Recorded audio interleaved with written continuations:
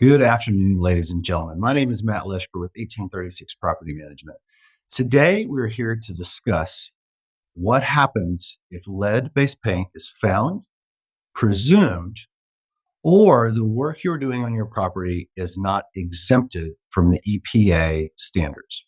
So, a little bit of background on this is that years ago, the EPA, as you know, in 1978 on January the 1st, there was no more lead-based paint put into residential homes, and that was across the U.S. And that's a great thing because it's protecting pregnant mothers, it's protecting developing children, and this is a wonderful thing. However, it's taken years for those regulations to kind of go out and enforcement to take place.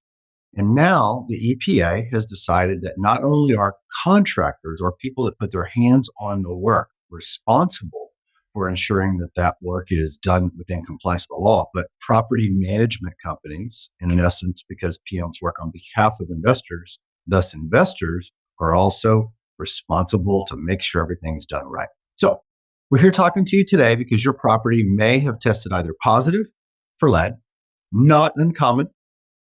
It may be presumed to have lead because of the age of the home or because some other factor. It may have asbestos, which is not going to be discussed in this video, but very important. Or the age of the home and the work being done does not fall within an exemption. So if you're replacing windows, including the frame, or doors, including the frame, those are never exempt. If you are replacing just a glass pane in the window, probably exempt. If you're doing any work on the inside of the home that disturbs less than 6 square feet, exempt. Outside of the home, less than 20 square feet, exempt.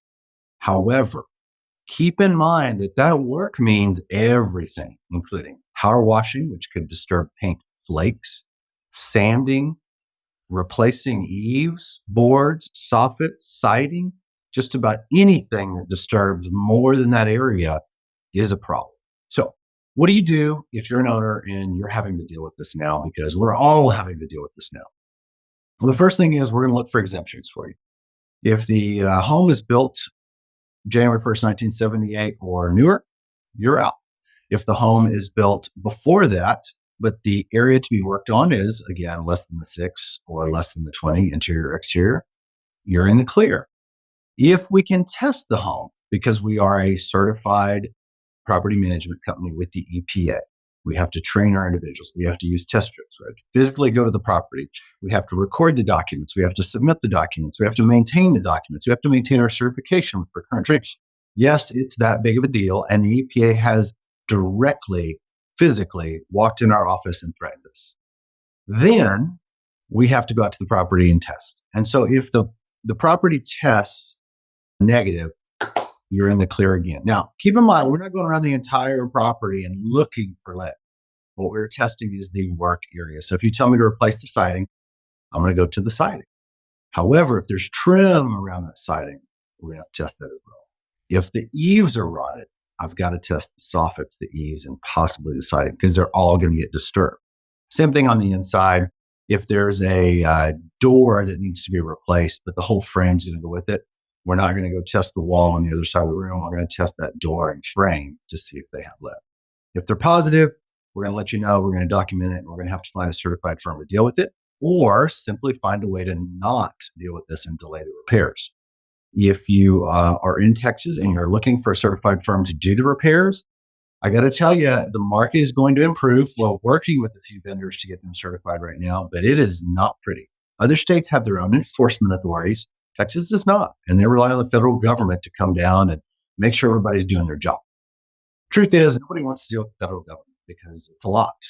So finding somebody who does billing, net 30, the way that we have to do it at a management company, or that can abide by the guidelines and all that stuff is, last year, let's put it this way, we couldn't find one firm that would return our calls. So this year we're trying again. We're going down the whole list.